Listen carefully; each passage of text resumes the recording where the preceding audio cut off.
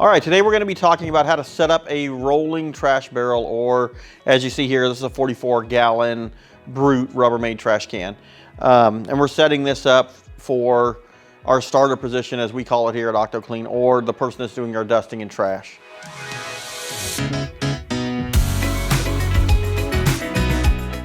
So again, this is a 44-gallon container. A couple features on this container, you'll notice that it has these scallop cutouts. That's so when you're lifting up the bag, it actually doesn't hold the bag in there where it kind of sticks, if you've seen that before. A couple other things with this can, it's got these little, I don't know, little cutout fingers like things. What this does is it allows you not to have to tie the bag if you don't want to. I always recommend that you tie it because even with these, it kind of doesn't stay in. But we'll touch on that here in a little bit. So what's the next thing that I need to do? Well, the next thing I'm going to need is I'm going to need wheels, because the last thing I want to do is pull this thing around or carry it around. And these wheels go on the bottom of my can. So let me show you how that works, because there is a simple little trick that I can show you here. Go ahead and put your wheels on the ground. If you notice, these have little indentions that come out that are made to lock the bottom of this can in place. If you see there. A lot of people that I will see, they just put it on there, and then as they're rolling the can falls off. So what's the trick that I like to use? Well, I'll put it on the ground, and then I will put my feet and turn the can and lock it. Now if you see, my wheels are actually stuck on my can. So this is great, it's pretty handy, but as you see, from the table, there's a lot of stuff that I have to bring with me. So how do I do that?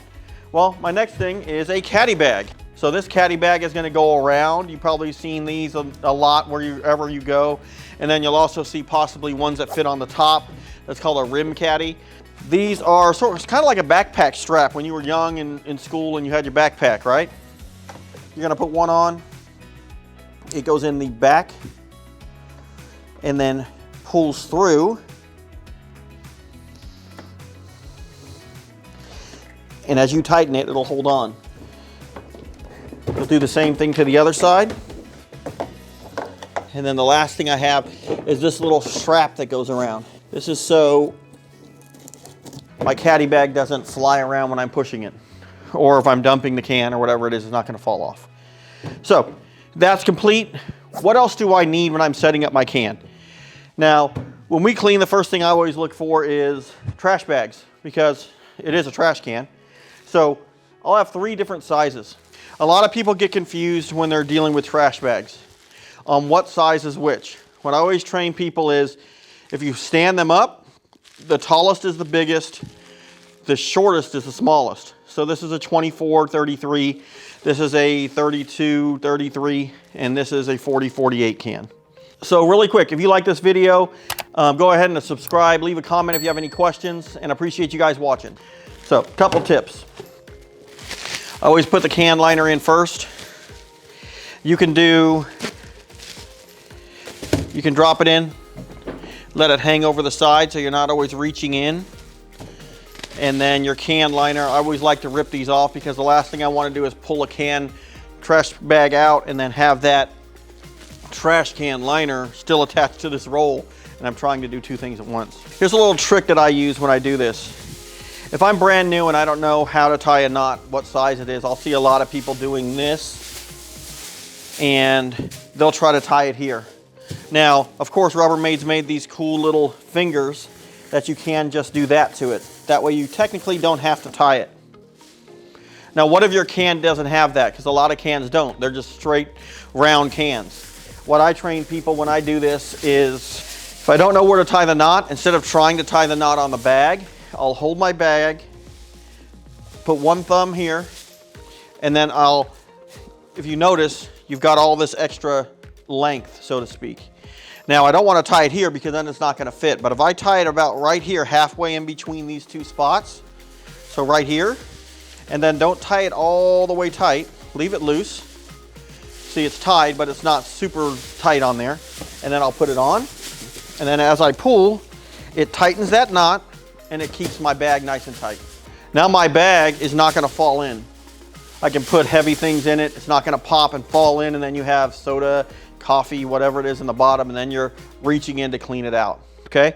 So that's a really cool trick if you're training people that are not used to tying trash bags. That works in small cans, big cans, no matter what. So again, it's pull it halfway in between whatever's left. Don't tighten it up super tight or else it won't pull as you tighten it, but that's a good tip. So let's talk about what I need here. So this is 315. This is a acid restroom cleaner disinfectant. Now, what do I use this on? I use this on a lot of different things. If I'm in a restroom, of course, I'm using it to disinfect the outside of fixtures. So whether that be the outside of a toilet, a urinal. So that's what I'm using this for. Drinking fountains, sinks, things I'm putting water into, I'm washing my hands, things like that. So again, you'll see a tip that we use where every time I'm getting one of these bottles, I'm putting them on the inside. If you've ever used these, any type of spray bottle, they have a tendency to want to spin around. And then they will disconnect. And if I'm having it on the outside, like this, it's going to disconnect and it's going to spill all over my carpet. And then I'm coming in and I'm extracting the carpet. So when I'm not using these, I'll hang them on the inside of my can. You could also place them here if you like. If this is something you're not going to use a lot of, you can put it in one of your pockets. Let's move on to what we're going to use the most of. This is a glass and surface cleaner. So this is used on tabletops, window glass, anything that we touch with fingerprints. It works really good. So this is something that I always put on the lip of my can like this because I'm going to go back and forth. So this will come from my pocket in my pants like this. And then when I'm not using this, I'm going to put it here. Now we'll go to this pink chemical, which is 200. This is a general purpose chemical. What we use this for is for areas where I know that my glass and surface cleaner is not going to clean up. So let's say I'm in a mechanic's restroom and there's a lot of black fingerprints on the walls or on the doors when they're walking in. Now, I get a lot of questions that say, well, why don't we just use general purpose cleaner on everything? On countertops, on training room desks, in the kitchens. General purpose cleaners have a higher pH and they tend to streak when I'm using a towel. That streaking means I've got to come back with a glass cleaner anyway and clean it again. So we always like to clean things once, not twice. So that's why, an easy answer to that question, that's why we do that. All right, let's talk feather duster. And if you've seen my videos, you've probably seen my feather duster video before, but these feather dusters, and a lot of people don't like them because why? The feathers fall out. I buy it, I pay $12, whatever it is, and within 2 days, the feathers fall out. I'm gonna show you a tip here that is gonna save you a lot of money and make it so you don't have to buy a feather duster, but maybe once a year. So you'll see this little black ring. And if you notice where this hole is at, it used to have a staple. Well, what we'll do is turn them, pull the black ring down, and then if you notice, that is electrical tape. So if you've ever dealt with electrical tape is very pliable. I can put it on and I can pull it around to keep this tight. And then underneath this has a black wire, kind of looks like a coat hanger.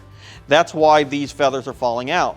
Now, I'll wrap my electrical tape around it and I'm gonna push this back up and around, and now my feathers won't fall out.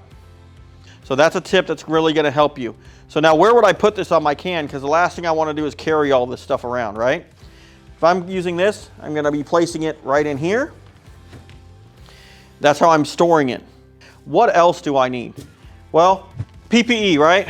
We talk about PPE or personal protective equipment a lot. You're gonna need gloves because who knows what you're gonna be touching, right? Now we always talk clean hands are better than dirty gloves. So we do have that rule where if I'm pushing my cart, I'll have clean hands, not dirty gloves. But gloves are something you're gonna need if you're using something like this acid disinfectant. Disinfectants, remember, are technically a pesticide. They're killing things. So you probably don't wanna have that all over your hands. You're gonna put on some gloves and you're gonna clean with this using gloves. My gloves, I'll put in the bottom so I can see them. You can pop the top of this open if you want. Now what else? Because there's a lot for me to clean. Bath Bright. This is a phosphoric acid water-based bowl cleaner. Now, I'm not cleaning bathrooms. Why do I need a bowl cleaner? I get that question. This is used in kitchen sinks. This is used in drinking fountains. So when you get to the point where you can actually see the hard water, so you're looking at white scale, you're looking at soap scum, you're looking at coffee stains in stainless steel sinks where it starts to turn gold. That's what we're using this in. My bowl cleaner will go here, and again, if you see my top, if it's not closed, I need to keep it closed because acid bowl cleaners are corrosive. So if I'm driving this around and I've got this open and it starts to drip, it will bleach your carpet. So safety thing, keep it closed. If I'm using it, I'm wearing gloves, and I have a designated sponge. This is what we call a clean sponge.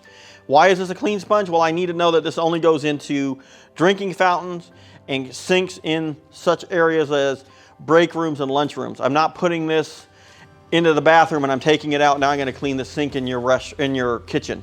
Okay? So keep that in mind. Where does this go? You can have your designated pocket. You can put it here. You can put it next to here. I like to keep it in its own pocket. That way I know when I'm setting up my cart or my barrel that it is actually there. I'm going to be emptying a lot of trash cans. Those trash cans are going to have a lot of different sizes. So I have my small. These are for office trash cans. So a lot of trash cans that are at desks, those little small ones, thus these ones. And then these are the larger ones. Sometimes they're kitchen cans. Sometimes they're the cans you might see in the restrooms that are attached to walls. These are your medium-sized cans. I'll put these down here. Now, a lot of people say, well, what about the big cans? If you notice, when I set my can up, I left this out. If I'm going into a kitchen, by leaving this enables me to pull out a liner whenever I want. Because when we're in kitchens and areas with big trash cans, we're always changing those. We're not emptying them into the can and then driving, rolling around the rest of the building. We're literally changing out every single one because why? You're dealing with a lot of food, you're dealing with a lot of liquids, and the last thing you want is dip something over with liquids, then it makes a huge mess, all right? So can liners, very important. Stainless steel polish. You deal with probably a lot of stainless steel in kitchen sinks, drinking fountains, things like that. A lot of people say, well, why do I want to put stainless steel onto a drinking fountain after I clean it? Because now it looks nice and clean. Well, if you think about oil and water, stainless steel is an oil-based product. That's going to let that water beat up, and it's going to kind of keep it easier for you to clean. Instead of the water sitting on there drying, leaving hard water for you to come and grab your bath brite and clean up later, this will give you that little bit of a barrier against that water and that hard water buildup. Okay, keep that in mind. Another tip that we like to use with stainless steel cleaner. I talked about how oil and water don't mix. Makes sense that if I use my microfiber towel here and I'm using this to apply my stainless steel cleaner, the issue that I'm going to have is now I have oil on these towels and I don't have anything oil on the rest of my towels. And then I throw them in my washing machine to clean. Now I have oil on all my towels. And if you ever dealt with oil and water, they don't mix. So now you have glass that's not coming clean because you're cleaning with a contaminated towel. What we will do, this towel that I'm going to use, I'll use it for about a month and then I will throw it away. I'm not re-cleaning it and trying to throw it back into operation with the rest of my towels. So when I start using a stainless steel towel, this just goes until I'm done with it and then I throw it away. So how do I differentiate? How do I keep this separate? It's very simple. You can hold them like this. You can put them like this if you'd like. I see this a lot. And I'll put it in the pocket. Then when I grab my stainless steel, I know that this is my towel and I can put it back in, and that's how that works. You can also choose to use different color towels. I've used red towels before. That way I know that that is a stainless steel towel and I'm never going to clean them. I see that a lot. So if you're dealing with a lot of employees, changing your towel color to differentiate that could be very handy, because more than likely they're not the ones, that employee's not the one cleaning that linen at the end of the day. It's someone else. So if they see a red towel in their linen, they're going to throw it away. They're not going to add it to their towel bin. And the last thing is microfiber. Again, we're big on microfiber. Now, why is that? Because microfiber uses less chemical to clean. They're very easy to launder. They last a lot longer than anything else. And the chemical that I'm actually cleaning with microfiber, it actually goes to the surface. It doesn't try to clean the towel when we're cleaning. So microfibers are a must for us. Now, we talked about this in another video where we have different types of microfiber for different types of surfaces. the person going around the building, the starter, the person doing dusting and trash, they're going to be doing surfaces. So we're looking at green towels. You could also have a blue towel on your cart if you want to have one separate for windows, but a lot of times these will not get soiled enough that you can do your windows and you can do your surface, or you use 2 different green ones. This is a quick video on how we set up a rolling barrel, is what we call it. For us to clean any building, we always have to have one of these. So really quick, if you like this video, go ahead and subscribe, leave a comment if you have any questions, and appreciate you guys watching.